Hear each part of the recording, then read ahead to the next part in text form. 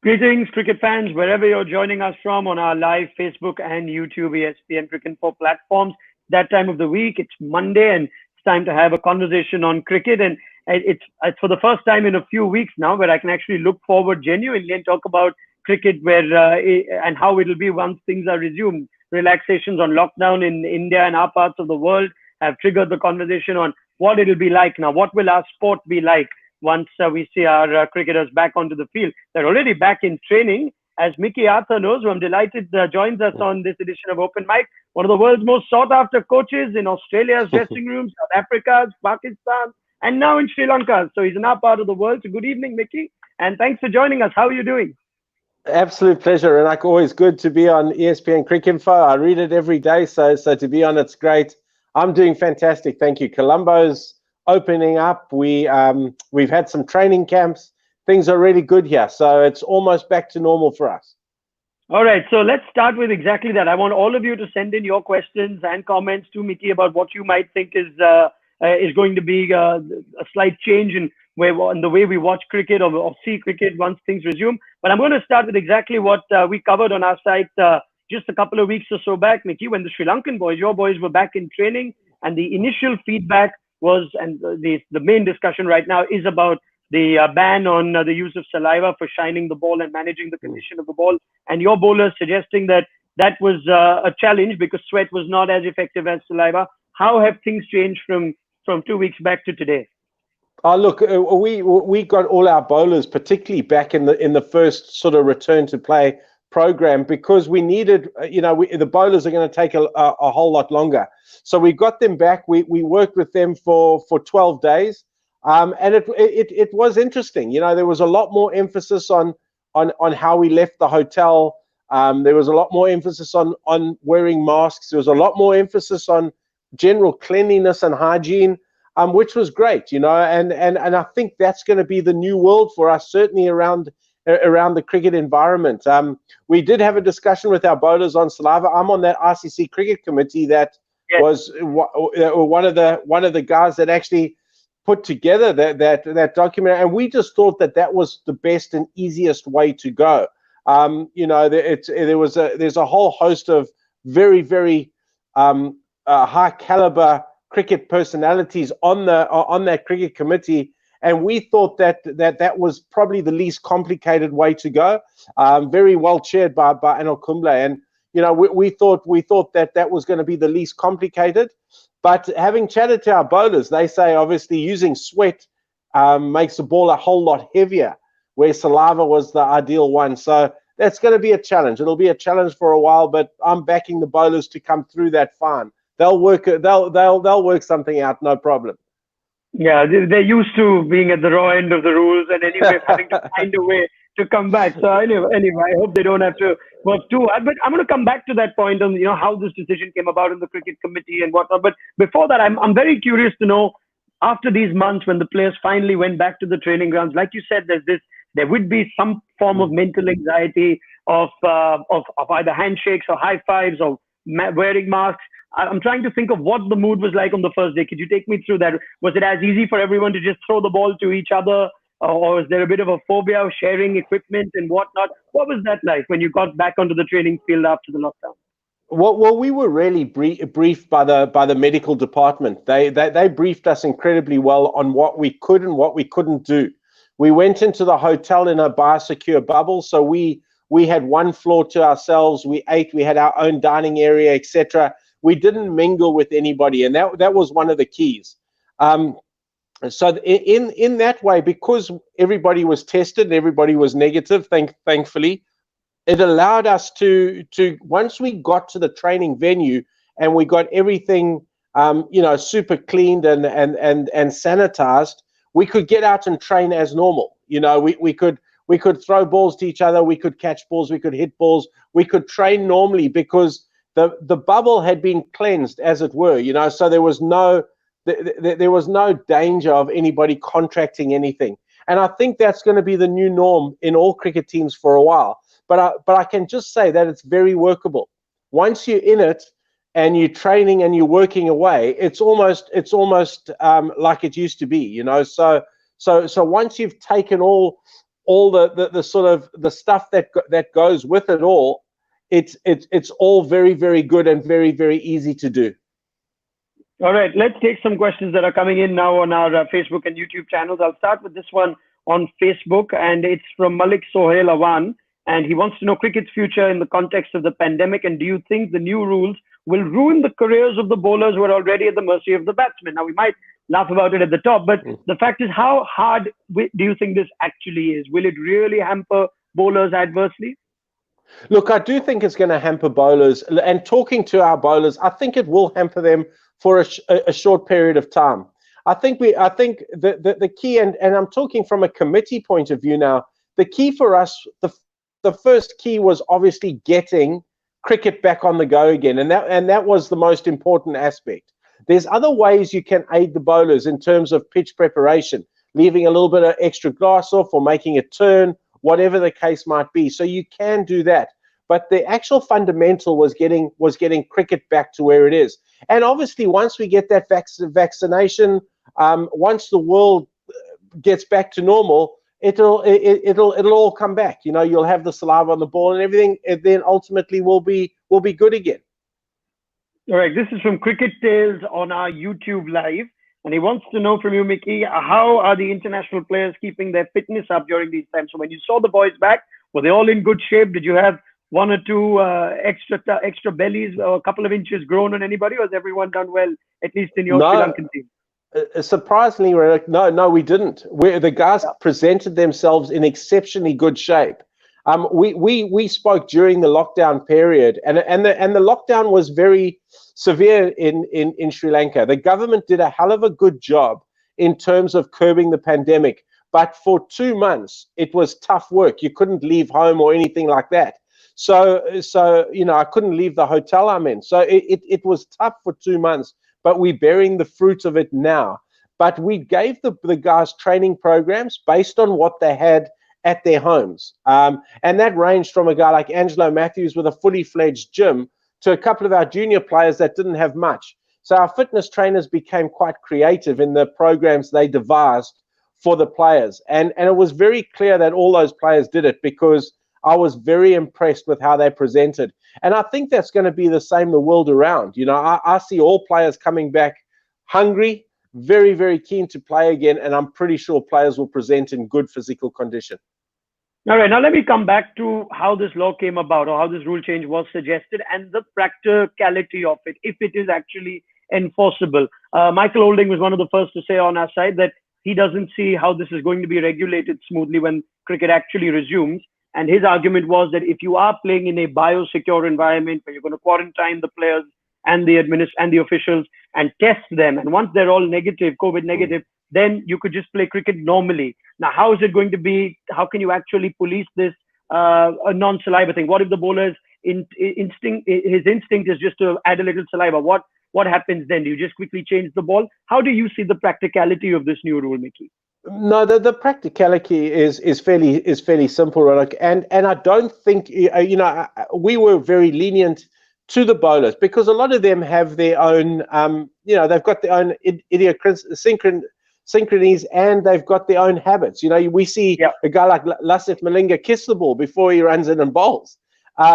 So you know, you can't go from that to nothing. You know, there's got to be a certain leniency, etc. And guys, ultimately, the guys in the slips sort of lick their fingers before they go down, and that's just habit, and that's going to be there. I think Michael Holding summed it up, because yes, you are going to be in a biosecure bubble. You know, so it shouldn't lead to it shouldn't lead to anybody getting sick because of it, because you're in the bubble. But what the doctors led us believe was that, you know, if somebody somebody from the television crew, etc., touched something, or somehow it came about that the virus was around and infiltrated the bubble, as it were, then it would be a problem, because then obviously the game would have to be abandoned. So as much as it's not going to police, and you know, there's not going to be massive sanctions on it, the ICC is trying just to get the habits good and the habits around cleanliness and around maintaining balls, etc., etc. They just want almost safety proof, if you like, until there's obviously a vaccine, and hopefully then we can go back to normal. Yeah, I think that's fair. There are more players, there are more people involved in the production and in the execution of a game. That's the thing. Yes, absolutely. All right, let's take some more questions. This is from Kadir bin Munir Ahmed on our Facebook Live. How would it be possible to get cricket back on track during the lockdown and whatnot? And what about the World T20? Should it be shifted to a country that is now COVID-free, for example, New Zealand? Where do you stand on that, Mickey? Would we rather wait to have the World T20 in all its glory in Australia later on, or should we look at an alternate venue where it can be staged? I think, look, I think it's very, very feasible that it be held in Australia. Well, we only sort of middle of June at the moment, and already we're seeing in Australia next week with the AFL footy, they're allowed to have stadiums 25% full. So Australia are slowly getting there. You would like to think that by October, November, they have it very, very, very well under control, and then it shouldn't be a problem. I think it should be tried to be played at all. It should be certainly given a really good chance of being played, because there's just no time. In next year, there's a World 2020 in India. The following, just 2 years after that, there's a World Cup in India. So the timing is, it's going to be hard just to jam pack everything into it. Whether or not you move it to another country, I'm not sure on that. But I do think at the moment it's still very feasible to have in Australia come October, November. Very well. This is from Darshana Bandara on our Facebook Live. Mickey, are you using any special training techniques to cope with the players after the long break? Anything that's changed from a coaching point of view? Any drills or exercises that have gone in differently that are do's or don'ts as per the new rules? No, that's a good question. I think for us as coaches now, with the medical department is just getting back to getting our bowlers ready to play, and the time and the work that goes into that. We can't just say, okay, good, we're playing in 3 weeks' time, and then you just throw the bowlers the ball and expect them to deliver. There's got to be a build-up, and that's why we started last week with our bowlers. We've worked on the 25th of July where we want to be ready to play cricket. So we want to be able to play if India can come in August, if Bangladesh come in August, if we have an Asia Cup somewhere around there, whatever the competition, we've set the 25th of July as our return date. So we're working back from the 25th of July. And in order in that time that, you need about 10 to 11 weeks to get your test players back, and I'm talking bowlers, to be able to handle the workloads. You're talking sort of 6 weeks in terms of getting your bowlers back for 50 over cricket, and about a month to get your bowlers back to play 2020 cricket. So we've incorporated that all, and we've set a date on the 25th of July. And after that, we're going to be ready to play whatever happens. We can't control the fixture list. We can't control everything after that. But come 25th of July, we're going to be ready to play. All right. This is from Akash Arya. He's posted this on both our Facebook and our YouTube. So very enthusiastic, Akash. I'll pick the one off the YouTube Live. Will openers now play a more crucial role since the hardness of the ball will be prolonged with no or minimum saliva? Yeah, look, yes, I think, and I think your opening batsman, whether in any form, their role is so important. So whether or not it's amplified or not now, I'm not sure, but I just know your opening batsman set the tone in whatever format you play. So it is a massively specialized position and one that is so important. All right, this is from Shivam Bhatia on our Facebook Live, Mickey, and he says, do you think cricket boards should be taking player backouts seriously in times of COVID, or better counsel players on what all is on offer as biosecure environments, etc., so that mentally players are comfortable traveling on tours? Another very good question. I think you've got the players the freedom to make that decision, and we see Harris Sahel having just pulled out of, and now having worked with Harris, I know that Harris is very family orientated, so you've got to respect his decision massively. What we did, our medical department here, Dr. Deminda, we counseled the players, told the players exactly what the do's and don'ts were, exactly what the implication around COVID was, just so the players had a I guess, peace of mind. Because once they've got peace of mind, then they can move on and they can train better. We kind of saw that in the English Premiership, where players wanted to know what the consequences could be, how it's transferred, etc. And once they knew, we saw that they were very much more at ease. All right, this is from Aaron Wood on our Facebook Live, and it's also followed up by Thusara Lakshan with a similar question. Aaron says, what do you think of Gavaskar's recent comments that the IPL could be played in Sri Lanka around September? Put a smile on my face, but it'd be interesting to see the IPL in Sri Lanka, Mickey. Yeah, look, yes, it would be, and it could be held here comfortably. I say that in all seriousness now, because the venues are there. We almost scheduled to hold Asia Cup, I think, if what I'm reading is right. The venues are fine. Sri Lanka's in a very, very good state. From the 1st of August, you don't have to quarantine. You can come in with a COVID certificate saying you've had the test. The minute you arrive, you'll be tested again, and after 24 hours, you're allowed to go into the country, no problem. Sri Lanka could comfortably host the IPL in September. I think Sanil Gavaskar was spot on with his comments. All right, this is from Raji Kulatilake. I hope I pronounced that right on our Facebook Live. It's a good question. Has the break been a hindrance to the development of certain developing players, or a welcome break during a tough period for Sri Lankan cricket? No, I think it's been a hindrance to us, because I'd like to think that we as a coaching staff had 3 months with the team. So we had 3 months where we tried to, we brought about change. We created our philosophy. Players started understanding what the non-negotiables were. They started understanding the expectations of the environment. And just as I felt we had a little bit of momentum going, we played really well against the West Indies in one-day cricket, and we were just starting to get that momentum. Bang, we almost back to square one again. So I think it's been, for us particularly, it's been a little bit of a hindrance. And also we had a bumper home season, with the likes of South Africa, or England first, then South Africa, then India, then Bangladesh. It was a bumper season for us. And we've already lost the England tours. We've lost the South African tour. We've lost, obviously, India coming in June. Hopefully, they'll come a little bit later. And who knows what's going to happen with Bangladesh. So that's, you wipe out a whole international season. It's tough for a board. All right. This is from Heshan Pereira.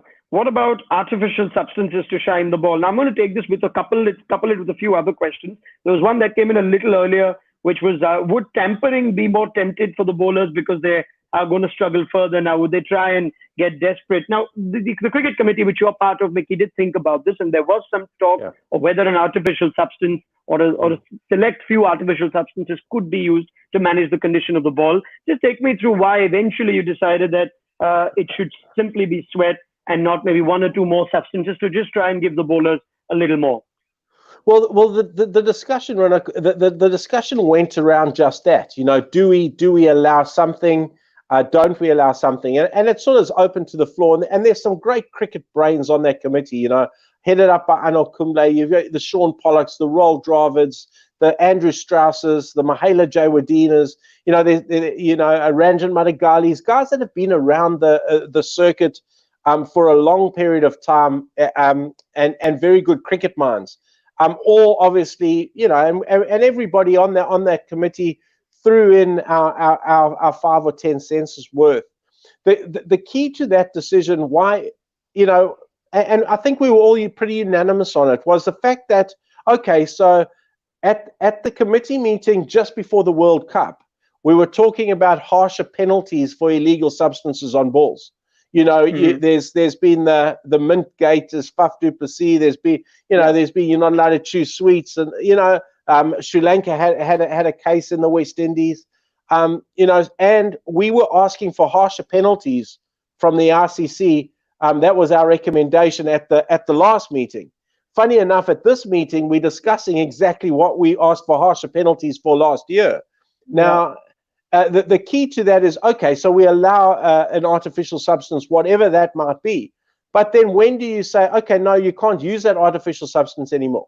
Because now we've got back to normality. So now that Vaseline or whatever it is that you're allowed to use on the ball, no, you can't use that anymore. We're taking it away. And if you use it, you're going to get a 3-match penalty. You know, it's kind of a contradiction. So I think we all just felt it was just simpler going the route of really working the ball. You can put a little bit of sweat on it, but you can change the pitch condition if you feel it's too one-sided. And as I said earlier, the overriding fact, though, was let's get cricket on the go because the world needs live cricket. Oh yeah, absolutely. I think it's a good point that you make, Mickey. The other thing that I do want to ask you on that note itself is are the players looking at this like it's temporary? I think I know the answer to this, but are all of you looking at this as this is just for now? At some point, when the world is COVID-free, so to speak, or when the vaccine develop, we will go back to playing just as normal. Or is there a sense that this could be the way the game is played now? No, I think Renak, I think it will go back to normal. I do think that what you know, people are talking about the new normal, though. I do think that hygiene is going to be very much here to stay.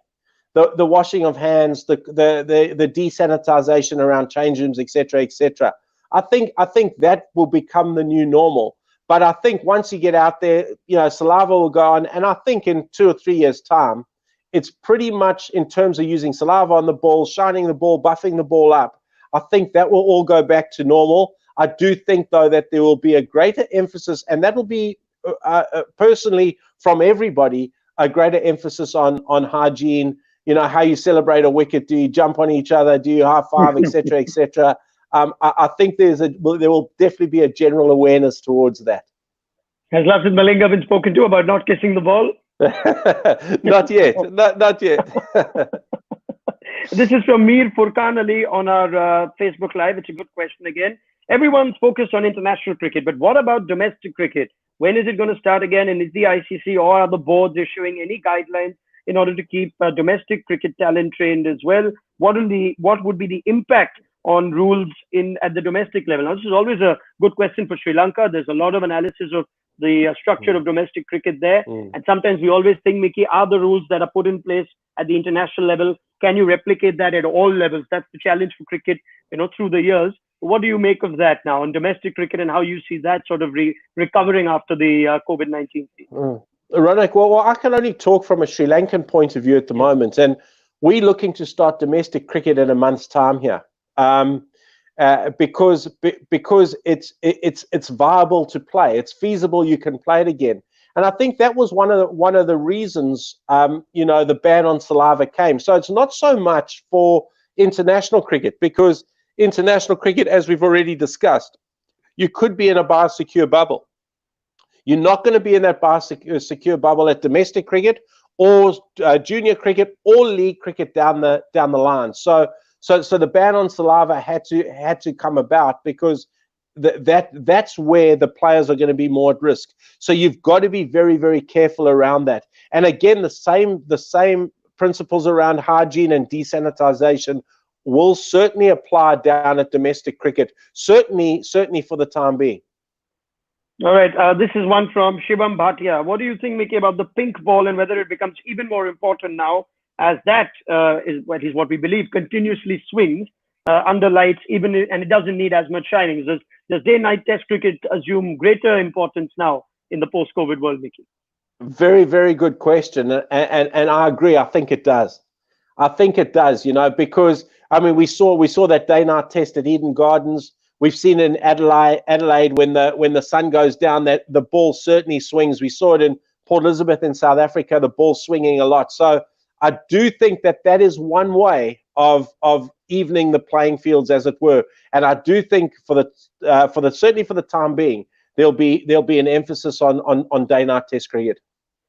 All right, you know, this is slightly a shift away from COVID, but it's a good question. And because we've got you, Mickey, I think I should take it. It's from Cricket Tales on our YouTube Live. And he talks about, Mickey, he wants to know your take on racism in cricket and players that are now starting to open up in public how should the sport perhaps receive it? I saw an ICC comment stating that they're going to look at it on a case-by-case basis, whereas we know the history of the governing body has Yeah. been to try and stay away from any political or socio-political messages. But in the wake of what's happened post the incident with George Floyd and in sport as well, it does seem like a question cricket fans would have. Would that also be something that would be tackled differently, and we could see cricketers perhaps make some sort of a protest or some sort of signs on them on the cricket field going forward?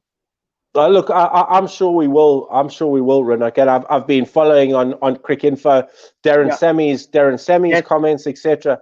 I mean, let's just be first honest. You know, there's no place for racism in the world. You know, let alone in cricket. So you know, everybody is to be totally respected, irrespective of color, race, religion, creed, etc., etc. So you know, and I think world cricket and world sports certainly has come out in a very unified way in making those comments, and certainly messaging it completely right.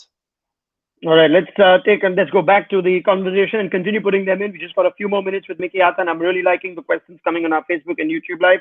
Let's go to our YouTube live. This is from Arif Saraswati. Will there be longer or more breaks during a game to make sure the players are safe? Is there any talk on that going on right now? We anyway talk about cricket being far too slow at times, and is there a chance that we could see more breaks or interruptions? I don't think so. I don't think so, Renak. I think playing conditions will remain pretty much the same. So I can't see that. I can't see it having an impact on longer breaks at all. All right. You've already mentioned the fast bowlers were the first that you tried to get in. I'm seeing that similarly from most of the coaching staff that are commenting on how they would take the longest to get back. So there are questions now on whether the batsmen would take longer to find some touch. I did an interaction with Rahul Dravid a little while back where he said, there are young batsmen asking me, will I forget how to hold the bat now that I've not been in the nets for 2 months? Mahela had something similar to say. He says, I don't think they'll probably be rusty, but they won't take, it's not like they'll forget how to hold the bat. So what do you think from a skill set point of view? Who's going to take the longest to actually get back to full scale? Well, it's amazing, Renak. I think once you've practiced the skill for so long, it's like riding a bicycle. You know, once you get in the saddle, off you go. So yes, you're going to be rusty. Your timing might be a little bit out. Your feet movements might be a little bit out as a batsman, but very quickly you'll get back into the routine. So for us, the camp we had for 12 days last week was around our bowlers and getting them back and fit and ready to return to play. On Monday the 22nd, so today week, we've got our second camp starting in Kandy, and then all the batsmen are joining in. So that will be the conditioning. We'll start upping the skill levels in terms of competition around net sessions, etc. So we'll have the batsmen in next, but certainly the bowlers need a lot more conditioning and a lot more workload maintenance to get them ready to play. Batsmen will be rusty, but they're certainly not going to forget how to hold their bat. All right, there's some questions now away from the general conversation on post-COVID cricket to more on what Mickey Arthur's blueprint might be for Sri Lanka. And there are also lots of passionate questions from Pakistan fans who want you to comment on your time with Pakistan. Actually, all Pakistan fans are passionate. Let's just put it that way. But let me take just a couple to sum up the conversation. This is from Innocent Anas on our Facebook Live. What's your main goal as the Sri Lankan coach at the moment? The team has been struggling last couple of years after the retirement of some legendary cricketers. So maybe you could just answer that generally, Mickey. What's the roadmap like for the Sri Lankan fans to know? Look, it's very simple. We've had 3 months now before COVID to have a look at all our teams. Yes, we've got a lot of work to do. I felt we're getting back onto the right track. We've got to give the players an environment of excellence. We've got to give the players an environment of consistency around selections, because that's really important. And then we've got to give the players the freedom to go and play. I always say you give a player the roots to grow, which is his technique, his defense, etc., etc., and then you give him the wings to fly. You've got to go and allow him to play within his own character and encourage him to do that. So we've kind of we've kind of done that, and it's what the COVID break did for me, which was great, was it allowed me to reflect on our team. It allowed me to reflect on my messaging to them, and it also allowed me to reflect on a brand of cricket that is going to be successful with this team based on the talent that we've got. So that will all start being implemented over the next 2 months, and I'm pretty sure I've got a good handle on it now, because we've got to get Sri Lanka up the table. We've got to get them up the table. We've got to get them to be the force they were, because there's a hell of a lot of skill here, and there's also a hell of a lot of passionate supporters. Excellent. This is from Jatin Chawla on our Facebook Live. Mickey, you've been coach of many teams. Could you tell us a bit about what's been the most memorable coaching experience for you? Oh, look, it's I've said it numerous times. It's always great to coach your home country. So I live in Australia now, but South African born and bred. So to coach South Africa was fantastic. I loved that time. I was a very young coach, though. You know, I'm a far better coach now than I was then. But that was a fantastic time. We had some fantastic players. It was really exciting. And then I have to say that my 3 years with Pakistan was incredible. You know, I always say you've never coached until you've coached in the subcontinent, because of the passion, because of the emotion. You know, one day up, one day down. That's Pakistan cricket for you. The adrenaline rush of going out and coaching Pakistan was amazing. I loved every minute of that job, and I've got a lot of very, very fond memories of my 3 years with Pakistan. And I have to say, my first I've been here 6 months now with Sri Lanka has been incredible. I'm loving the players. I'm loving the work ethic. I love the environment. I love Sri Lanka. So I've been very fortunate to have gone and coached in 4 different countries. And you know, you understand a lot about the cultures. You get to know how the countries operate, how the countries tick. But the emotion around the Pakistan job was phenomenal, and was a massive adrenaline rush for me. And I'm hoping I get the same level of satisfaction coaching Sri Lanka. Well, I'll just take one more question on Sri Lanka then. Saurav Das, Sri Lanka have not been good travelers. Do you think that's their biggest challenge as head coach? In fairness, there aren't too many good travelers in world cricket at the moment, Mickey. But No, yeah, just your take on that. No, there's not. But that's a very good question, because for us to want to achieve our goals, and I've already spoken about the brand of cricket we want to play, teams get measured on how they travel, and you always get measured. You can't become the best in the world without winning away from home. That was always a mantra, and it's something that I've always spoken to teams about. Yeah, we want to get to number 1 in the world. You want to win RCC events, and that's all good, well and good. But you can't do that without mastering conditions that are foreign to you. And Sri Lanka have battled to travel over a period of time, much like a lot of teams. But that is certainly one area that we want to focus on. Let's take one more from YouTube Live from Mohammad Wafi Abrar Huda. What is the future of the World Test Championship? Now, we do know that it is somewhat in limbo at the moment, and tours are being called off and rescheduled and whatnot. But what happens to the future of the World Test Championship for you, Mickey? Oh, look, I think it's probably just put back a little bit. I think you know, there'll need to be some discussion around getting all these tours in, and whether that means it's put back a year, you know, to finish all the tours that have been cancelled or whatever it is. I'm sure that'll be a discussion that will come up soon at RCC level. Because I think the concept around the World Test Championship, the concept, you know, in May we were supposed to start that World One Day Challenge, you know, which all went to qualification for the 2023 World Cup. Those are great initiatives, because that means that there's no dead rubber. Every game counts to points. So irrespective of whether the bilateral series is won or lost, every game has context. And I think that's so important for world cricket. So I love the concept of the World Test Championship. I love the concept of this World One Day Challenge, where everybody has an equal opportunity to qualify for a World Cup. I think that's all really good for the game. But I think we'll just see that probably postponed. But I would hate to see that ended, because as I've already said, I think it's vital. It's vital for international cricket. Well, Mickey, this has been brilliant. I think we've got plenty of insight from you on what we can expect once our favorite sport is back. But I will end with one question. It's a little cheeky, but I'm going to take the liberty because I think you will see the lighter side to it. It came from Fallon van der Merwe very early on, and he says, Mickey, do you still give out homework? I've given out a lot of homework during this COVID break. Yeah, no, homework, call it what you want. We've got to keep challenging our players to be the best they can. That is cheeky, but very, very funny.